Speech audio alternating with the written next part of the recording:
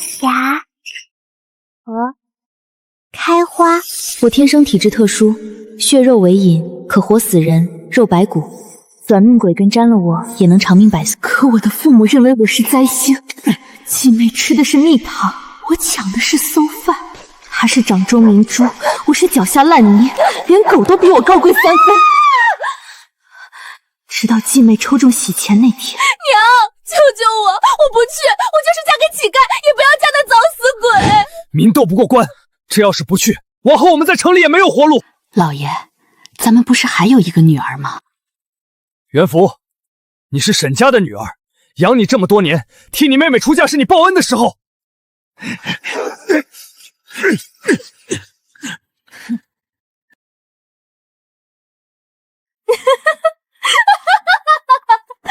这群蠢货，这哪里是推我入火坑，分明是送我去享福。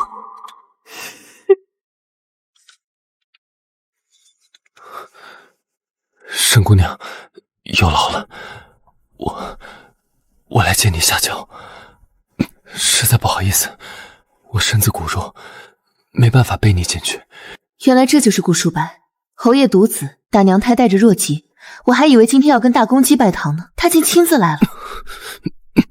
沈姑娘，我自知这副残躯实在配不上你，今日只是父母一片苦心，我不忍再让他们失望。我已经备好盘缠，待仪式结束，姑娘去留，我都不会多说。委屈你了。不委屈。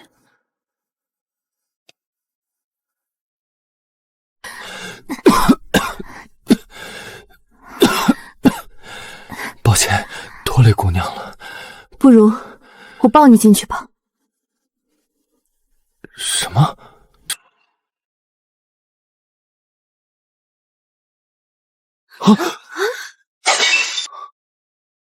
沈姑娘，快放我下来！我在家里重活干得多，力气大，不会摔着你。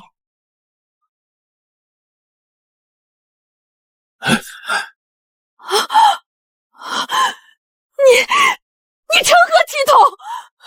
快把我儿放下！等等，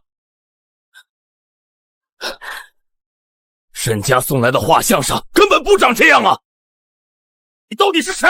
侯爷，这画师手艺不精，画像总归是有出入的嘛。一派胡言！你分明就不是沈青青！来人，把这骗婚的刁女给我拿下！爹娘，再不拜堂，就误了吉时了。书白说的是，不管他是谁，先拜堂，不要误了吉时。夫妻对拜，送入洞房。这就等不及了，要拿盘缠打发我走。这是玉瓶膏，你手上有伤，涂上能止痛，好得快些。你看见了？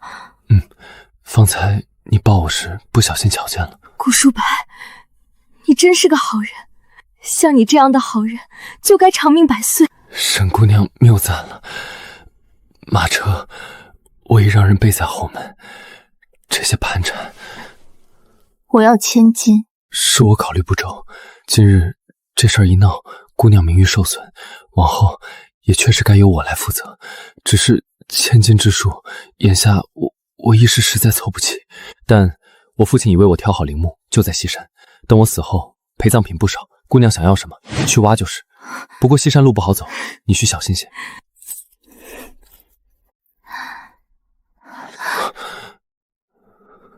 顾公子可有听过一句话？什么？春宵一刻值1000金。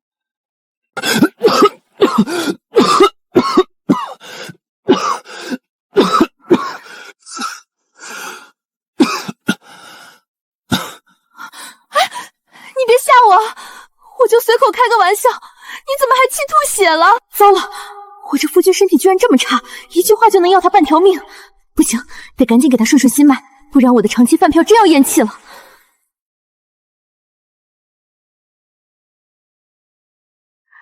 的儿！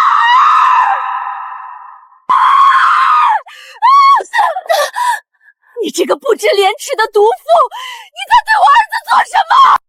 夫人，您误会了，小侯爷他突然吐血，我懂点医，我只是想帮他。闭嘴！你还敢狡辩？我刚刚派人查清楚了，你根本不是沈青青，你是沈家那个从小干粗活的再生长女沈元富。好一个沈家，竟然敢李代头堂骗婚，送你这个煞星来咒我儿子死！来人，给我把他拿下！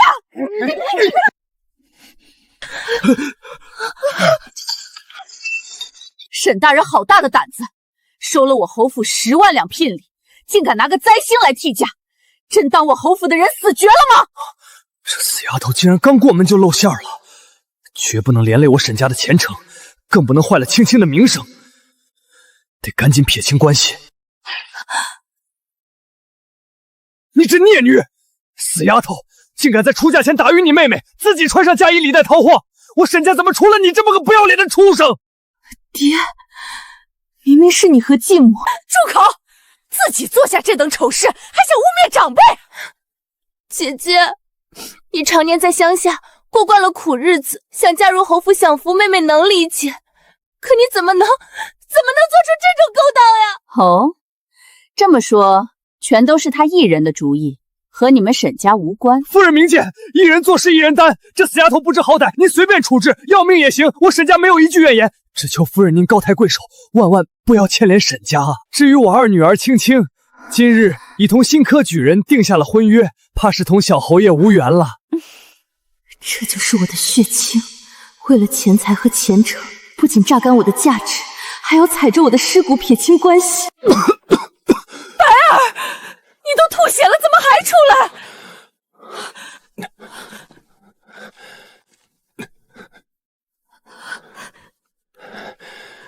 沈大人好冷血的心肠。小侯爷，这逆女犯下大错，死不足惜。他既然跟我拜了堂，就是我顾书白的人，还轮不到沈大人在这里喊打喊杀。他明明都被我气吐血了，为什么还要护着我？既然沈大人觉得他是个祸害，那今日便当着我母亲的面立下断亲书，从此以后，沈云甫只是我侯府少妃，与你沈家再无半点瓜葛。好，我这就写。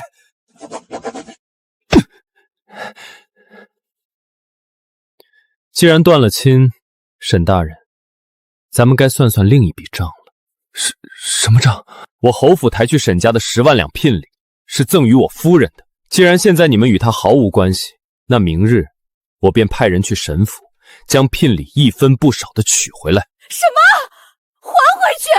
那些聘礼，那可是我们沈家应得的，都已经……顾公子，你们侯府怎能言而无信？还不滚！等着我动用家法送客吗？白儿，这丫头可是个乡下来的灾星啊！你这身子骨怎么受得住她这般折腾？母亲，儿子心里有数。他既然进门与我拜了堂，我便会护的。夜深了，母亲早些回去歇息吧。你没事吧？吓到你了吧？方才我不是有意扫你的兴，更不是嫌弃你的出身。我这具残躯，大夫说我活不过几年了。方才吐血，并非气恼你，而是我这破败身子，实在无力行那夫妻周公之礼，让你受委屈了。是我唐突在先，顾书白，对不起。你没做错任何事，不用同我说对不起。现在，可以告诉我你的名字吗？沈云赋，元气的元，茯苓的茯。元父，夜深了，你今日也劳累了，早些安置吧。只是今夜恐怕要先委屈你，与我暂挤一宿。明日我让人给你重新安排住处。你为什么要对我这么好？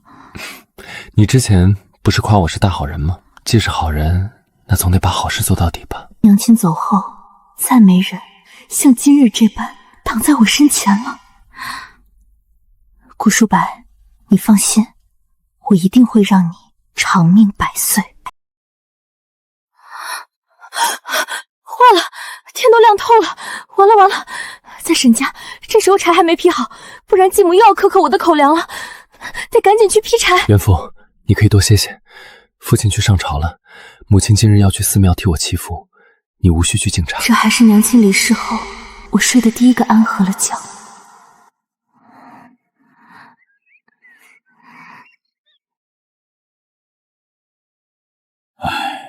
小侯爷，您的身子损耗实在太严重了，老夫只能多开几副猛药，先稳着。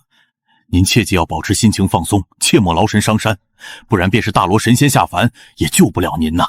大夫费心了，为了我这破身子，爹娘挂念多年。我就是个累赘，或许早早一死了之，对大家他嘴上说个想死，可风华正茂的年纪，若有选择，谁不想好好活着？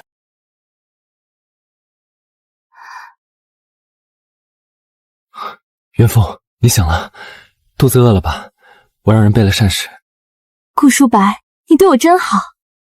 以前在沈家，沈家虽然也做点小生意，不算太穷，平日里偶尔也有荤腥，但那些好吃的永远都只配落进我爹、继母和沈青青的肚子里。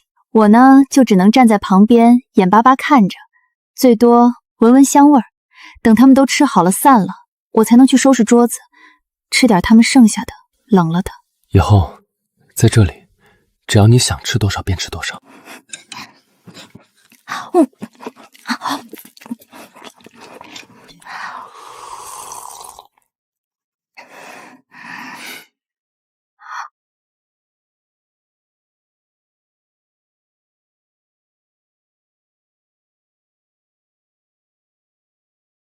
你不吃吗？这个可好吃了。我早就没有这些口腹之欲了，倒是你吃慢点儿，别噎着。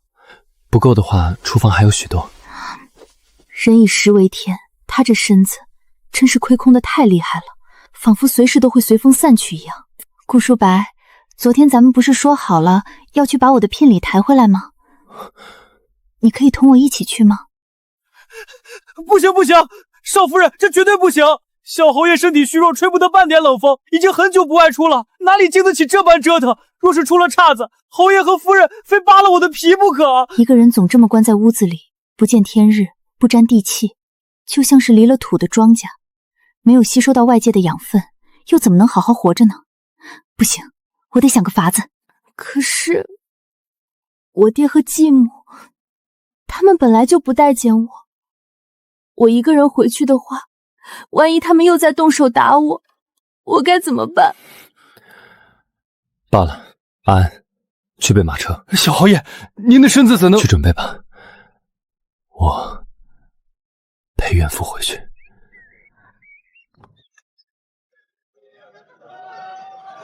原来外面的世界是这样的，很热闹。顾书白，其实我也没好好逛过街，从小到大眼里只有干不完的活。等以后你身子好些了，我们就常出来，把这城里的大街小巷都走一遍，好不好？他不信，他不信自己能等到那天吗？元福，你这死丫头，你还敢回来？你今天跑回来想干什么啊？难不成你还真想把那些聘礼给抬回去？我养了你整整10几年，供你吃，供你穿，你就这样报答我？你这个没良心的白眼狼！元福啊，元福，我虽不是你的生母，可我自嫁进沈家，哪天不是掏心掏肺将你当成亲生骨肉一般对待？青青那孩子更是从小与你情同手足，有什么好吃的好玩的，哪次不是先想着你这个姐姐？你如今日子过好了，竟要反过来伤我们一家人的心，你的良心被狗吃了吗？对我好，继母，您是不是年纪大了，记性也不好？我娘尸骨未寒，头七都没过，是谁就急不可耐的穿着大红衣裳登堂入室？是你逼着我睡在那个漏风的杂物间，是你平日里稍有不顺心就把我当成出气筒，非打即骂。你说青青待我情同姐妹，难道抢了姐姐的未婚夫，还要让姐姐去替死，就是你所谓的姐妹情？那日你们打定主意要将我送去侯府给沈青青替嫁时，我其实是欢喜的，因为我终于可以逃离沈家这个痛苦的牢笼，再也不用看你们的脸色生活，受你们的搓磨。住口！你这孽女！你们贪慕虚荣，拿侯府的钱财卖女儿的时候，怎么没觉得我们是一家人？看清楚，昨日你们不顾我死活，亲手签下这断亲书的时候，我沈元福就与你们沈家恩断义绝，再无瓜葛。今日我沈元福回来，不过是拿回属于我的东西，那是侯府给我的补偿。什么你的东西？那些聘礼现在都是给青青准备的嫁妆，你个出嫁从夫的贱人，你敢动那些东西一下试试？看我不教训你！住手！沈老爷，我还没死呢，轮不到你替我教训我的人。小侯爷，您怎么亲自驾临了？这死丫头竟真有这么大本事，能让病得快死的小侯爷亲自下马车给她撑腰。今日我若不来，还不知道你们平日里要怎么对待我侯府的少夫人。小侯爷，您教训的是，都怪我们不会说话，是我们嘴笨，才一时说错话，冒犯了少夫人。对，都是一时糊涂，我们也就是一时糊涂，绝无坏心的。知道说错话了，还不向我夫人道歉？难道还需要我派人来教教你们什么叫侯府的规矩？死丫，不，少夫人，对不起，是我们错了，还望你大人有大量，千万要原谅我们啊！10几年了，我等这句对不起，等了整整10几年，我竟从没想过，最后是以这种方式听到的。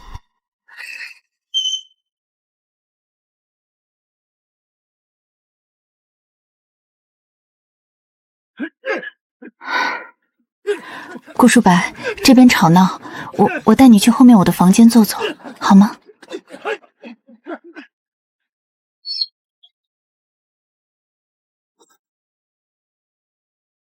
你就一直住在这里？我娘走后，我爹就一直不待见我，觉得我是个客亲的。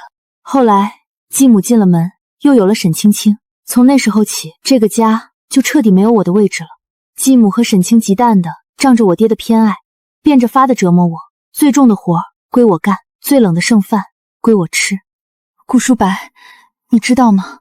直到刚刚在那大门口看到他们跪下的那一刻，我才真切体会到有人撑腰的感受。原来有靠山是这种感觉，这种感觉真好。顾书白，你看清楚了吗？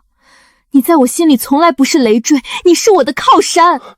只要你在，我就不会再被人欺负，只要你在，我就不用再像以前那样挨饿受冻。所以顾书白，你一定要为了我好好的活下去，你活着，我的天就塌不了。原来我这样的人在别人眼里也能是有用的。好，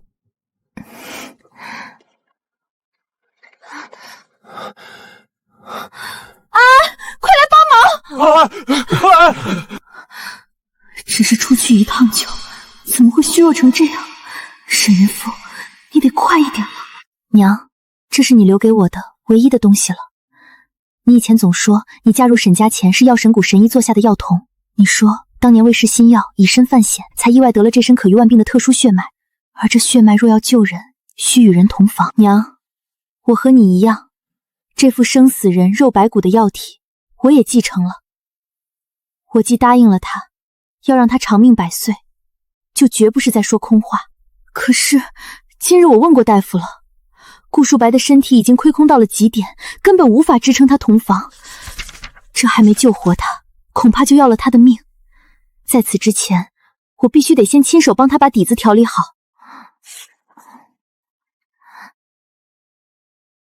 瞧见没，那就是新来的少夫人，长得也就那样，比起原来那位沈家正牌小姐沈青青，可真是云泥之别。可不是嘛，要不是咱们小侯爷病得急，需要个人来挡煞冲喜，哪轮得到他这种人飞上枝头变凤凰？哟，快瞧，他还真撸起袖子亲自煎上药了，架势摆得倒挺足。这些年侯府请了多少神医，用了多少千金难求的珍稀药材，都没见起色，她一个乡下丫头翻2本破书，就真当自己是华佗在世了，笑死个人！在沈家，比这更脏更毒的话，我早听够了。这些揣测，对我沈元府而言，不过是耳边风罢了。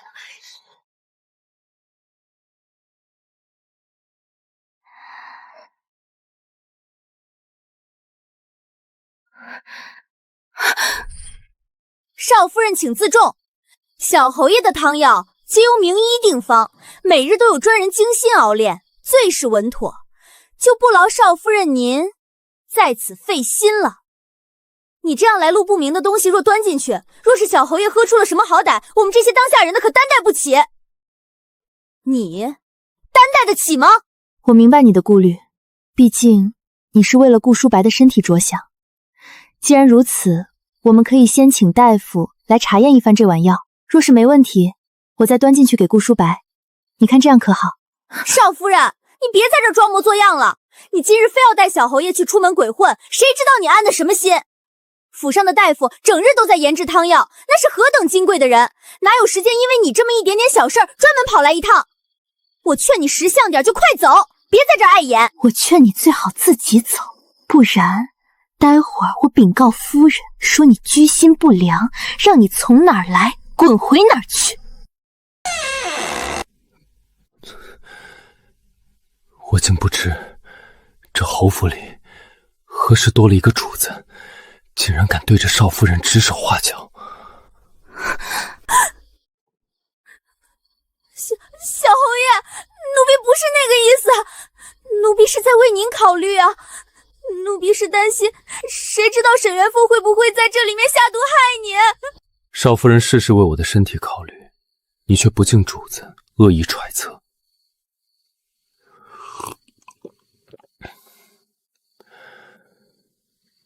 如此刁奴，侯府留不得你。安安，带他下去，按府规处置。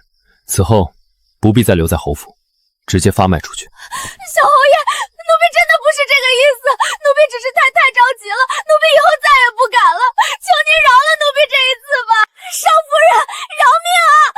奴婢真的知错了，少夫人。你是我的妻子，这侯府上下没人可以欺负你。以后若是有人对你不敬，你直接处理就是，不必顾及任何人的面子。顾舒白，这份情我沈元富记下了。看今日这架势，往后这侯府里的下人，怕是再没谁敢舞到我面前了。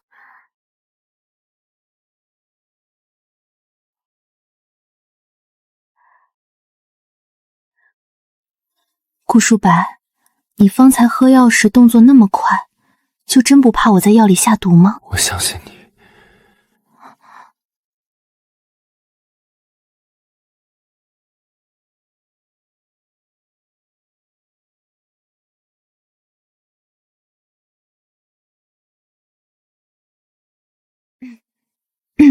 顾舒白，既然你这么信我，那是不是从今往后，我让你往东，你绝不往西；我让你做什么，你都乖乖照做？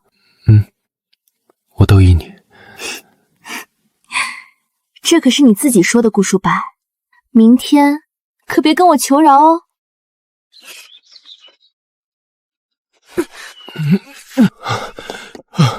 孕妇，天还没亮透呢，这是要做什么？顾舒白，你听好了，为了让你的身体更快恢复，从今日起，之后这段时间，你每天早上都要跟我一起打拳。别发愣了，看好了，我先给你示范一遍。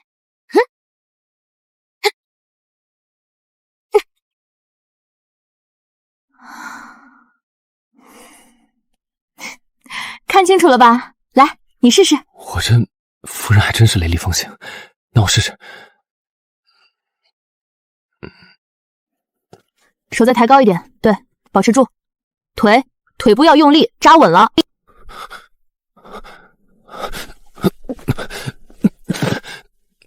岳父，抱歉，但我确实不太能站起来了。顾舒白，你别道歉，你是第一次练，能坚持这么久已经很厉害了。放心吧，只要坚持下去，你的身体一定会越来越好。明天咱们继续。好。瞧瞧，咱们这侯府如今都快改成演武场了。我看这少夫人八成是疯了，哪有让病成这样的小侯爷可跟着胡闹的？说的倒是好听，以前请了多少名医，用了多少万金难求的补药都没效，难道指望这天天打个拳就能把顾书白这身体救活了？我瞧着简直是天方夜谭。说吧，尽管说，你们且说你们的，我就当做没听到。只要能让顾书白好起来，这点风言风语又算得了什么？顾书白，拳打完了，该回屋喝药了。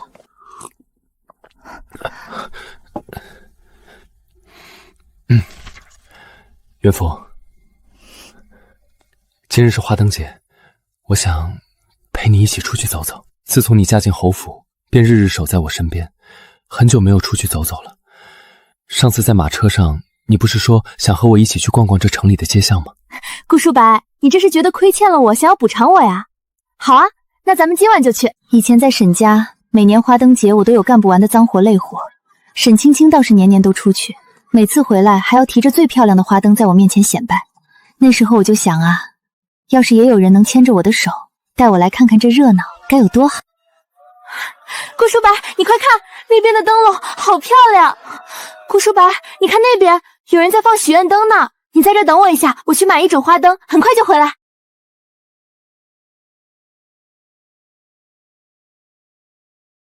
哟，这不是我们的侯府少夫人吗？少夫人怎么这会儿在街上？难不成是这侯府待不住了，不在府中跟你那病秧子夫君端屎倒糯，竟然还有闲情逸致在外面逛花灯节？顾书白还在等我，我没必要在这种日子同这种人争口舌之快，平白坏了好心情。姐姐，你当了侯府少夫人，这架子是越来越大了，见到亲妹妹连话都不说了。可那又怎么样呢？身份再贵，也不过是嫁了个快死的短命鬼。姐姐，你瞧瞧，我未婚夫不仅中了举人，如今更是拜入了当朝丞相手下做门生，前途无量，不像你那个半死不活的病鬼。姐姐，你说这世道是不是有意思？你往后啊，硬是拍马也赶不上我过得好了。沈青青，你还是老样子，总是喜欢拿我做对比，非要踩我一脚你才快意。往日在沈家，你仗着爹爹和继母的偏袒，肆无忌惮地对我出言不语，我忍了。可这次你真的失策。沈小姐，你方才说谁是短命鬼？你明知道我是侯府小侯爷，还敢对我出言不逊？沈青青，你是想要挨板子吗？顾书白，你怎么过来了？不是说好在原地等我吗？我看你去了许久没回来，怕你遇到什么事，便寻过来了。举人裴风见过小侯爷。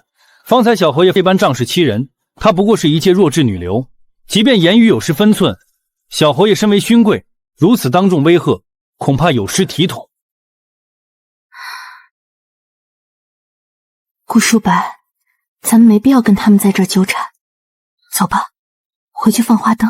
你方才说本侯仗势欺人，那本侯倒要问问你，你的未婚妻方才当对本侯的夫人恶语相将，诅咒本侯短命，更对永安侯府出言不逊。我父亲圣上亲封的永安侯，他对侯府不敬，在圣上眼里就是对皇室不满。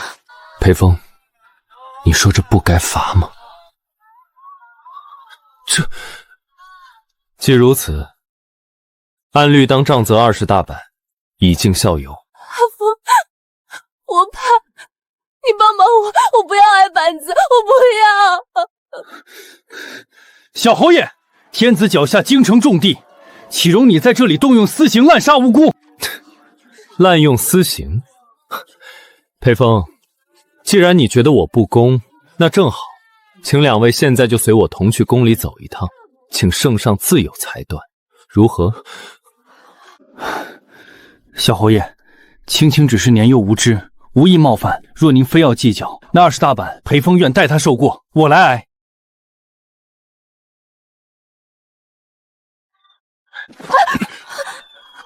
带下去，按规矩处理。顾书白，那裴风毕竟是当朝丞相的门生，今日咱们在大街上这般动武，我怕会不会有什么不妥。既然他是丞相的人，那就更该大了。元父，不是说要放花灯吗？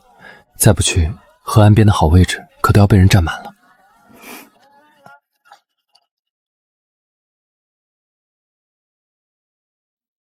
顾书白，这就是我现在最想实现的心愿了。只要你能好好的，我沈元父做什么都愿意。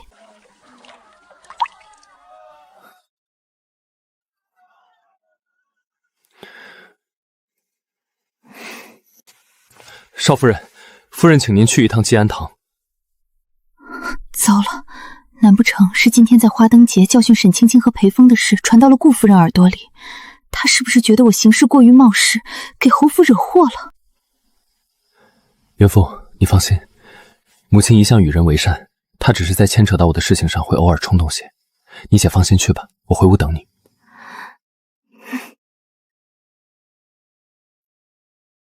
儿媳元父见过母亲。这几天你一直带着舒白在院子里胡闹，舒白甚至还专门请人来知会我，让我莫要插手你们夫妻间的事。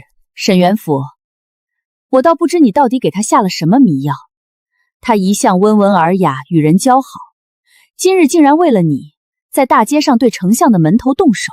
夫人，我没有给顾书白下什么迷药，那些都是调理身体的补药。我只是希望他可以好好的活着。元福，我没有怪你的意思。那日你刚进门时，是我太冲动，言行过激，让你受委屈了。这半个月，舒白的身体确实有了改变，这些我都看在眼里。如果他变好是因为你，那这儿媳妇我也就认了。元父，有些事你或许还不知道，丞相府和我们侯府一向不对付。舒白这打娘胎里带出来的弱症，其实是因为当年我在孕中被丞相府的人暗中下毒所导致的。什么下毒？夫人，既如此，当初为什么不曾报官？唉，丞相府势大，根基极深，再加上当时没有任何确凿证据，便是将此事告知圣上。我们侯府这些年只能咬碎了牙往肚子里吞。我告诉你这些，不是要给你压力，只是想让你知道舒白的病根，免得你胡思乱想。元父，便是最后治不好他，你也不要太过自责。这么多年了，看着他这段时间能笑得那么开心，能走出那间屋子，我已经很满足了。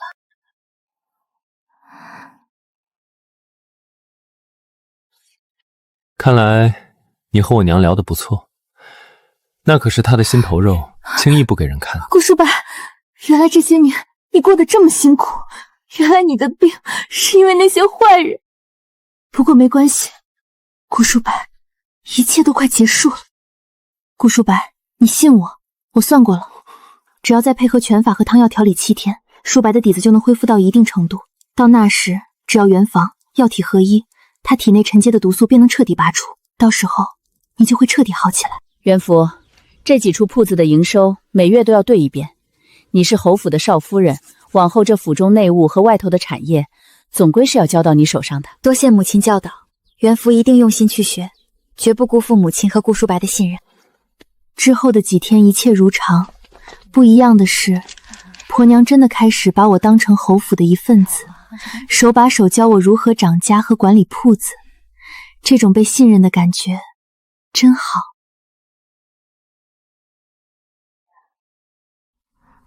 顾书白，今晚我会给你一个巨大的惊喜。巧了，那应该是我先赠予你。元福，打开看看，喜不喜欢我送你的生辰礼物？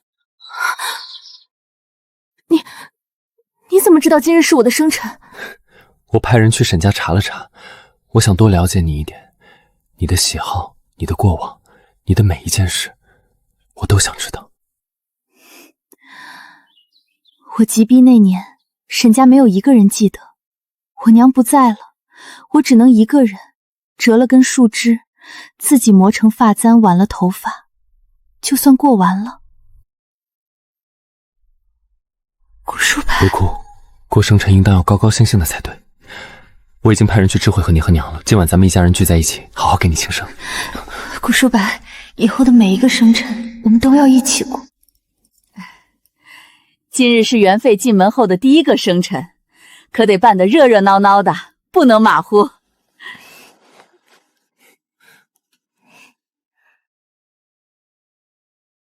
母亲，这都戌时了，公爹怎么还没回来？是啊，侯爷往常这个时辰早就该回来了，今日怎的到现在还没个消息？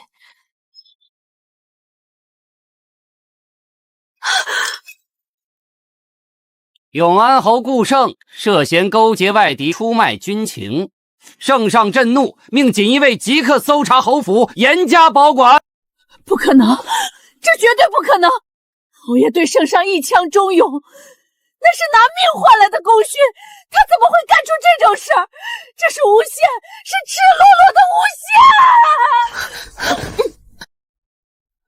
曹公公，父侯平日里处事最为谨慎，对圣上更是忠心耿耿，这其中可是有什么误会？还望公公指点一二。哼，小侯爷，您这就为难老奴了。今日早朝，丞相大人亲自呈上证据，言之凿凿，指明永安侯涉嫌谋反。圣上震怒，当场下令将永安侯暂押天牢，等候大理寺与刑部会审彻查。若调查之后当真无事，侯爷便可归家。可若是有事，婆母，你醒醒！苏嬷嬷，你现在立刻去前厅稳住局面，告诉所有的下人，侯府还没倒，谁敢在这个时候生乱或者卷款潜逃，直接扭送官府，绝不姑息。是少夫人，奴婢这就去办。少夫人请宽心，夫人只是因受惊过度，导致气急攻心，这才昏迷不醒。目前看并没有什么大碍，休养片刻便能有劳再起。大夫了，你去按大夫开的方子去煎药，煎好后立刻给夫人送来。苏嬷。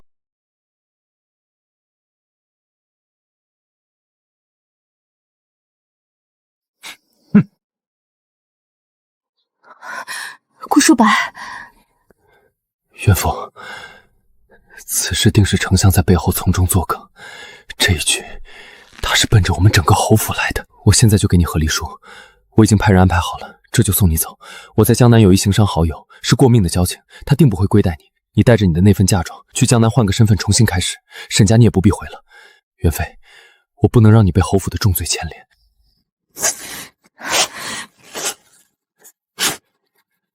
元妃，你这是做什么？这是你唯一的生路。顾书白，在你眼中，我沈元父就是这种贪慕虚荣、贪生怕死的人吗？之前侯府荣耀，我就跟着锦衣玉食，现在侯府倒了，我就要弃之不管，拍拍屁股走人。顾书白，你把我沈元父当成什么人了？元父，丞相既然敢在这个时候动手，必然是已经做好了万全的准备。我不是想赶你走，元父，我只是怕，我真的怕在这狂风暴雨里，我护不住你。顾书白，你不是说好要陪我过之后的每个生辰吗？你现在给了我名分，给了我尊严，转头就要我一个人跑了，你让我怎么活？如今圣上还没有下旨抄家灭门，便代表我们侯府还有翻盘的可能。顾书白，你听着，我会陪着你，我会陪着婆母，我们一起守在家里，等公爹清清白白的回来。元妃，谢谢你。顾书白，你不用谢我，这辈子除了我娘，只有你对我这么好，我已经不知不觉对你动了心，我怎么舍得丢下你？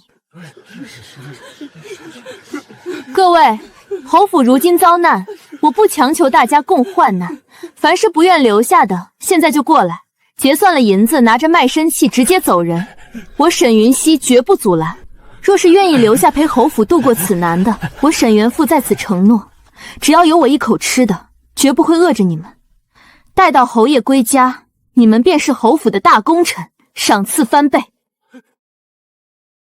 这几天婆母教我的掌家本事总算没白费，只是顾书白，他好不容易养好的身子，这几天为了想办法救功夫，又肉眼可见的虚弱了下去。顾书白，先把药喝了，休息一下吧。元父，丞相提供的那些所谓证据做得太全面了，几乎是死局，根本没办法下手。可要救我爹，救下这整个永安侯府，也并非真的没有办法。顾书白，你想做什么？你是不是想到了什么危险的法子？元父，我好累，我不想说话，只想就这样抱着你歇歇，好吗？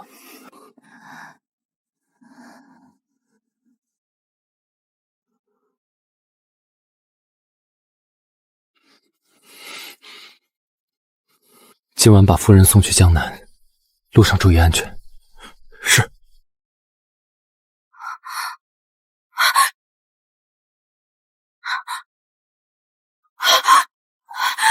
啊！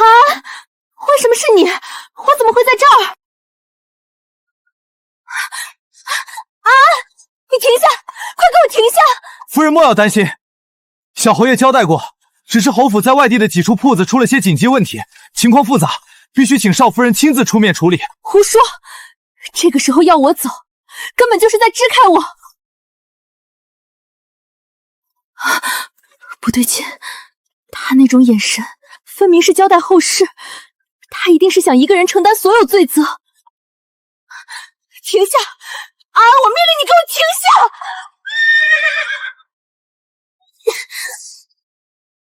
下！啊！你若再敢走一步，那我今日便当场死在你眼前。顾书白呢？他到底去干什么了？说！小侯爷想要做什么，奴才确实不知道全部，但他说他要进宫面圣，若圣上不见，他便去敲那皇城门口的邓文谷。掉头，马上回皇城！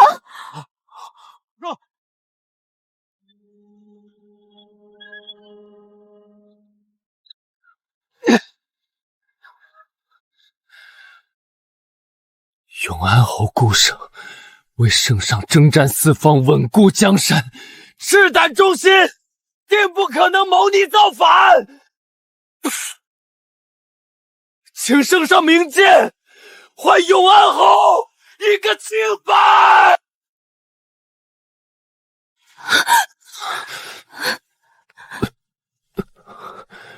元福，你怎么又回来了？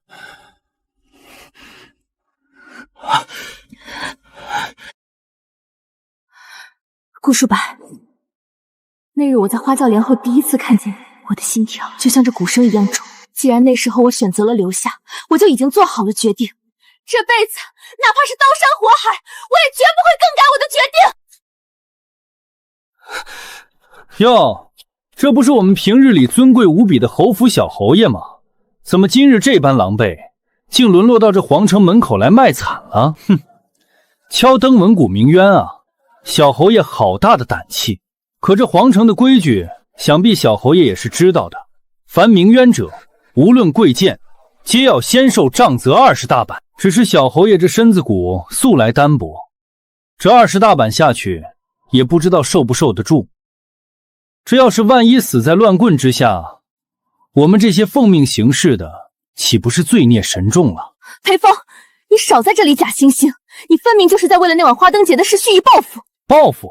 少夫人这话可就重了。这登文谷受刑可是老祖宗传下来的规矩，纵使小侯爷身份再怎么糟贵，进了这道门也不能不遵国法呀。只是可惜了永安侯顾胜，此刻在那阴冷潮湿的大牢里，也不知还能撑多久。裴风这个小人，他算准了顾书白不会见死不救，他这是在拿公爹的命逼顾书白去死。20大板，我受得起。顾书白，不行的，你这身体受不住的，真的会出事的。裴风，让我来，我力气大，我身体好，我愿意替顾书白受这20大板。元福，别傻了，这段时间你一直带着我打拳调理，我觉得自己身体已经比以前好了不少。你别担心我，我爹在牢里生死未卜，我不能放任他不管。元福，作为我的妻子，这段日子你为我为侯府做的已经够多了，我不能再让你因为我受这份牵连。来人，行刑！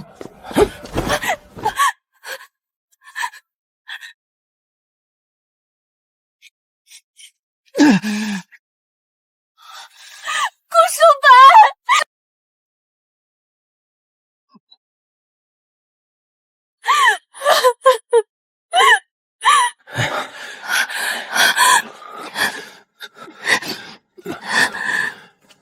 元福，别哭，等我们一起回家。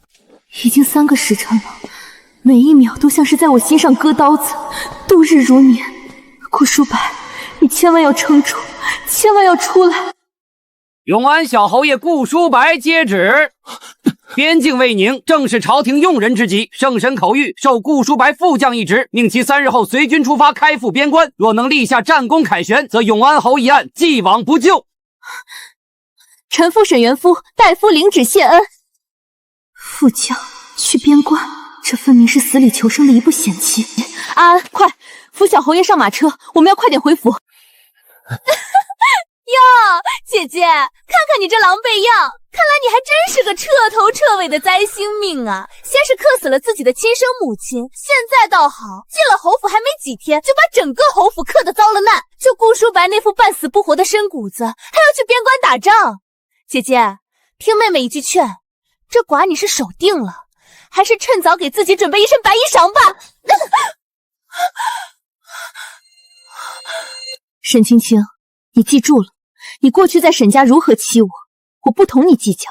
可从今往后，你若再敢在我面前口无遮拦，咒我夫君，我沈元福绝对不会放过你，哪怕拼上这条命，我也要撕烂你的嘴。安安，走，别让这些脏东西误了小侯爷的诊治。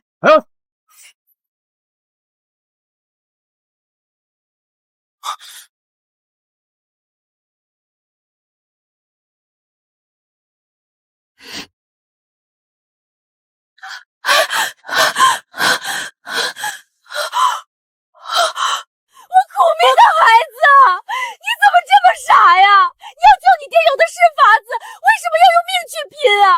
你这身子骨去边关打仗，那不就等同于要了你的命吗？圣上这是要我们顾家绝后啊！苏嬷嬷，别乱了方寸，快把夫人送回房中，请偏房的大夫过去瞧着，这里有我就够了，快去。是。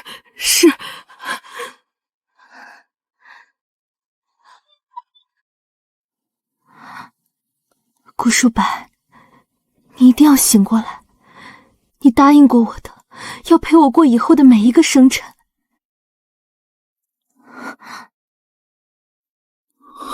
元福，对不起，我没有想要故意瞒着你，我当时进宫真的只是想面见圣上鸣冤，并没有想过要走这么冒险的一步。元福，你别生气，是丞相，他在圣上面前步步紧逼，在旁边拼命做推手，他想要我爹死，想要我死，想要我们整个永安侯府彻底消失，那我就只能顺势而为，接下这上将的差事。只有远离京城，去边关挣出一线生机，才能抓到丞相的漏洞，还侯府一个清白。可是元福，此去边关生死难料，我不能带你去做这种九死一生的赌注。那日说的合力之事，依旧作数。顾书白，你信我吗？元福，你这是……娘亲临终前告诉我，我是药神谷最后的传承，这药体是我在这世上的保命符。虽然我从未试验过，不知是否真的有效，但为了你，顾书白，我必须一试。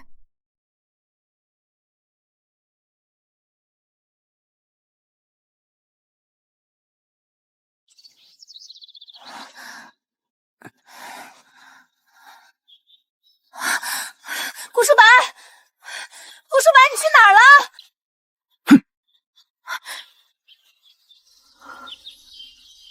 太好了，娘留给我的保命符真的有效。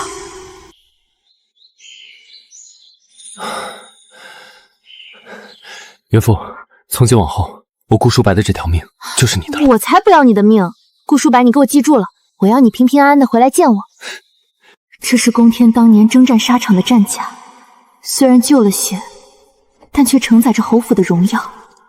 顾书白，你只管放心的去边关，京城这边我会替你照顾好侯府，照顾好婆母，只要有我在，侯府的大门可就不会倒，你不用担心家里。元福，守好家，等我回家。神明在上，求您保佑顾书白，一定要让他平安归来。已经半个月了，前线竟然没有送回半点消息。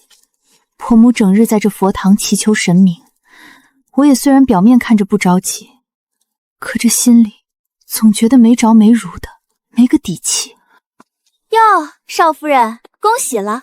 我家小姐沈青青说了，3日后她要同举人裴风大人成婚了，特意命奴婢送来请帖，请您过去沾沾喜气。我家小姐还说了，请您一定要去，不然以后这种大场面，您恐怕就没机会见了。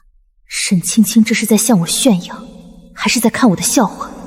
回去告诉你家小姐，我一定到。沈青青在这个节骨眼上成婚，裴风府上定然会聚集不少朝中权贵，说不定我能从那个地方打听到顾书白的消息。哎呦，你们快瞧瞧角落里那位，那不是永安侯府那位新进门的少夫人吗？可不是嘛，真是活久见。永安小侯爷现在在边境生死未卜，听说前线连个信儿都传不回来。他倒好，竟然还有这闲情逸致出来参加裴大人的婚宴。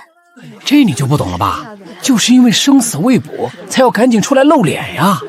这婚宴上来的可都是京城里不差钱的主，说不定他是想趁着人多，赶紧给自己捞个下家接手呢。说吧，尽管说。你们这些只会依附权势的蛀虫，又怎会知道我沈元福为何而来？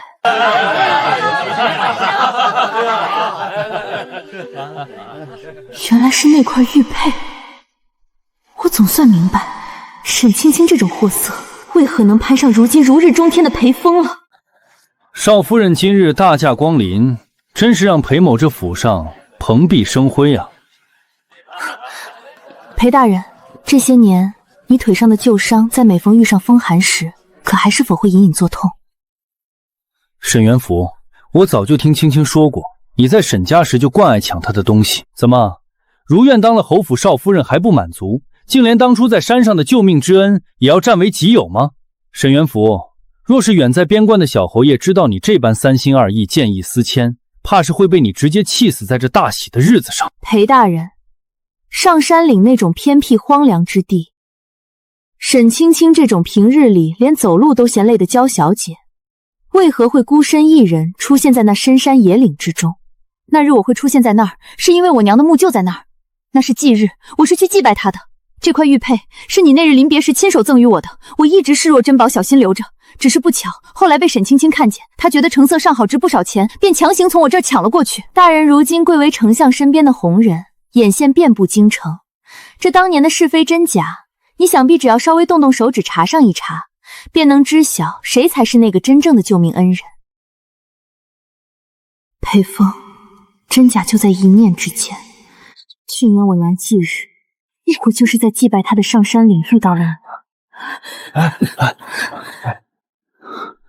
这玉佩你拿着，等我好了，我一定会回来寻你。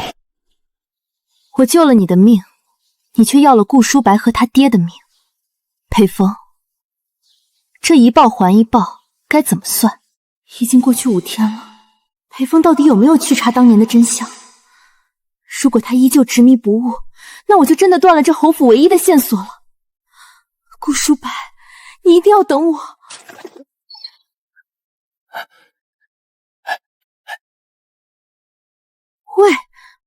魏大军，我想起来了，随军出发的名单里，除了顾书白，还有一名副将，就姓魏。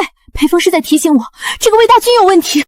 安，你按照咱们约定好的秘密暗号，想尽一切办法将这封信传给顾书白，告诉他要小心身边的魏副将。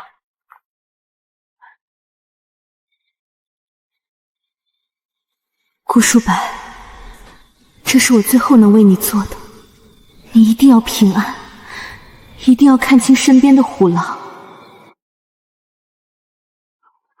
少夫人，不好了！永安小侯爷在边境遭到魏副将临阵倒戈，顾书白小侯爷带着残部被围困在断魂谷，已经断粮3日了。围困断魂谷？不，难道是我传信太晚了？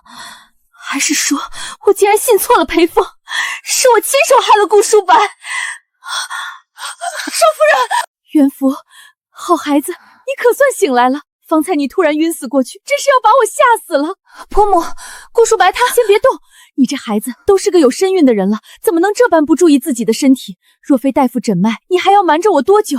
身孕，我竟然有了顾书白的孩子。好孩子，你肚子里怀的可是顾书白在这世上唯一的血脉了。为了这孩子，你也一定要照顾好自己。无论前方如何，我们侯府的根还在。少夫人，大喜！边关大捷，小侯爷带着残主突围，不仅杀退了敌军，还生擒了魏副将。还有更惊人的消息，小侯爷在阵前截获了魏副将与京城的往来信，已经差人快马加鞭送回奏折，弹劾丞相图谋不轨，通敌卖国。顾书白，我就知道你一定能行。突围大捷，我就知道我的顾书白绝不会命丧断魂谷。裴风，你今日又来做什么？上一次你给我的消息差点害死顾书白，你难道还想再害我一次吗？沈元福，没时间解释了，你快跟我走。丞相现在已经疯了，他知道顾书白在往京城赶，知道自己谋反的罪名压不住了，他打定主意要在这之前抓你进宫做人质，以此要挟顾书白投降。我怎么敢信他？他可是丞相最信任的心腹，谁知道这又是丞相布下的什么圈套？我知道你在想什么，我去查过了。当年的真相我全都知道了，是我认错了救命恩人，是你沈元福救了我，不是沈青青。你一定在想，我裴风怎么会因为一个简单的救命之恩，就放弃跟着丞相能得到的荣华富贵？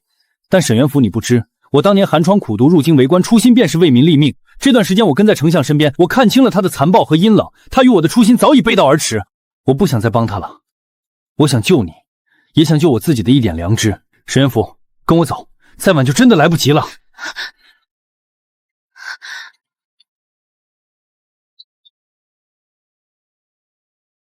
丞相已经知道你是叛徒了，只要我现在把你们这两个罪人带到丞相面前，我就是立了大功。沈元福，你也别怪我，我这一辈子只想要过上最好的日子。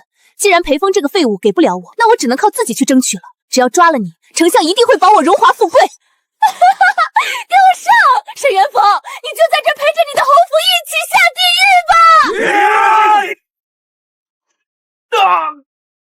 吧！丞相意欲谋反，证据确凿，圣上有令，京城全境戒严，凡叛军一律就地诛杀。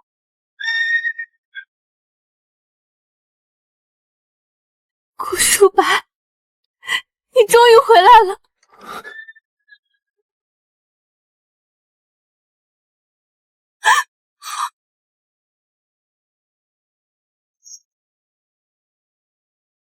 元福，我回来了，对不起，是我回来晚了，这些日子让你受委屈了。顾书白，你没死，你真的活着回来了。顾书白，你睁开眼看看清楚，沈元福这个贱人是在骗你！小侯爷，你知不知道，当初你们侯府抽中去和亲冲喜的人明明是我，是沈元福那个贱人嫉妒我，他顶替了我的身份，偷偷溜进了花江，才成了这少夫人。还有，在你离开的这段时间里，沈元福可一点都不老实，他整日同裴凤勾搭在一起，甚至还想背着你跟裴凤私奔。小侯爷，你千万不要被他们联手给骗了。沈青青，你是觉得我顾书白是个傻子，还是觉得你这点卑劣的挑拨离间会有用？我顾书白这辈子只认一个妻子，那就是沈元福。无论他是谁，无论他从前做过什么，我只相信他。沈青青，你涉嫌协同丞相谋反，又恶意污蔑诰命夫人，你的那些所谓的账，等着去大牢里接受圣法审判吧。京城局势尚未完全稳固，我还要马不停蹄进宫一趟，亲自去向圣上请命，彻底洗清父侯的冤屈。等我，今夜我会带着爹一起平平安安的回家。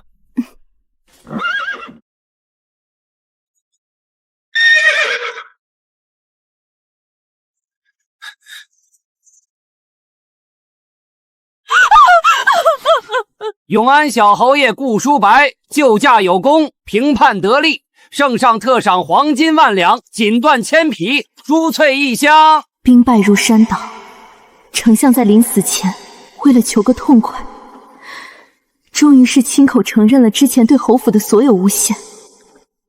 顾书白，你终于清清白白的回来了。顾书白，你说的这些事，光是听着就让我心惊胆战。你当时在断魂谷被困3日，到底是怎么熬过来的？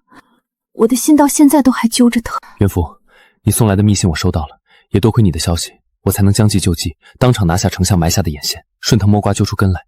我在边关大肆宣扬被围困的消息，其实也是在逼丞相狗急跳墙。只有他在京城谋反，圣上才能下定决心斩草除根。围困是计谋，但让你担惊受怕是我的不对。元福，你要打要骂我都可以接受，但是元福，离开这段时间我真的很想你。顾书白，我没有怪你，只要你平安归来就好。顾书白，你还不知道吧？我们要当爹娘了，你要当爹了。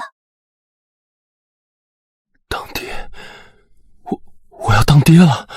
哈哈，我要当爹了！我要当爹了！哈哈，顾书白，你快放下我，晕死我了！谢谢你，元福，谢谢你给了我一个家，还给了我一个孩子。这半个多月我不在家，侯府遭难，元福怀着身子还要操持一切。我顾书爱欠元福的，这辈子都还不完。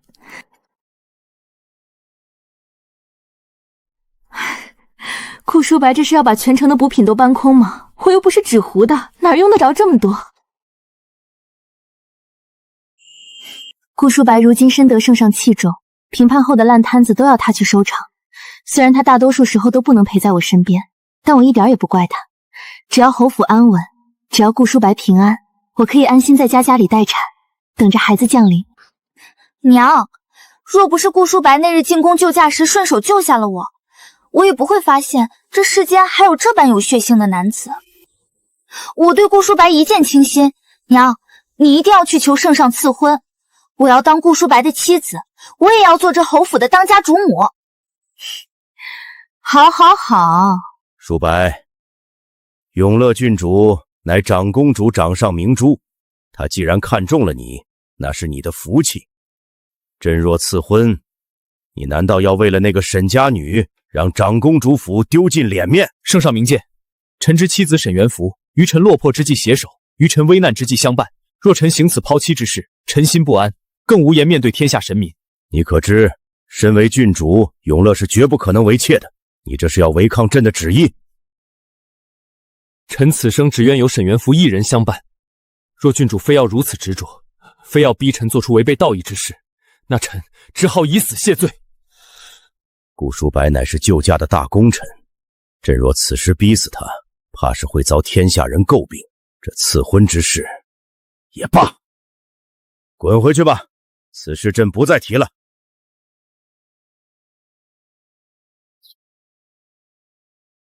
风儿，算爹求你了，青青这孩子只是一时糊涂，被丞相那些人给骗了，这才做错了事，求你大人有大量，原谅他这一次吧。元福，好孩子，之前那些事儿都是我做的不对，是我猪油蒙了心，我自罚，我怎么打自己都行，但请你给青青一条活路，他还在牢里受苦啊！同为当母亲的人，我看着他这副为了女儿不顾尊严的样子，竟有些于心不忍。沈老爷，我一直有个问题想不明白，为何同为你的亲生女儿，你会如此偏袒沈青青？我比沈青青懂事，那些年沈家的脏活累活都是我干的，我比沈青青更能干，从不给家里惹麻烦。可为什么在你的眼里，我就是一根随处可以丢弃的草，而沈青青却是你手里的宝？我早就不在乎你爱不爱我了，可这根刺一直扎在我的心里，如果不问清楚，我死都不甘心。究竟为什么你就是不喜欢我？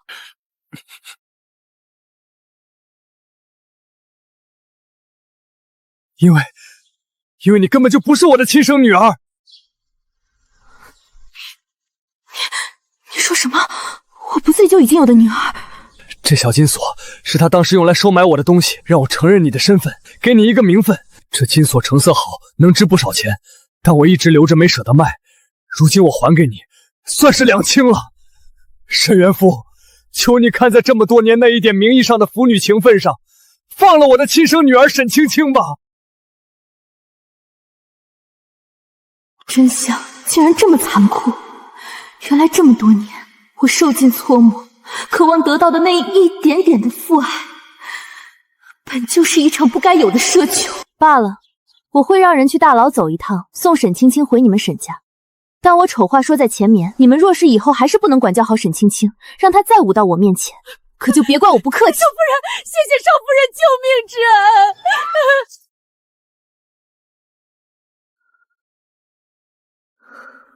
岳父，既然知道了身世，需要我派人去帮你找找你的亲生父亲吗？以侯府如今的力量，想找一个人不难。不用了，他既然这么多年一直没有出现，现在再找来，对我而言也没有任何意义了。而且顾书白，我已经有了新的家人，你对我好，婆母和公爷也都对我很好。如今我还有了我们的孩子，我沈元福这辈子已经知足了。爹爹，娘亲，那里在放花灯。慢点跑，别摔着了。我们去放花灯了。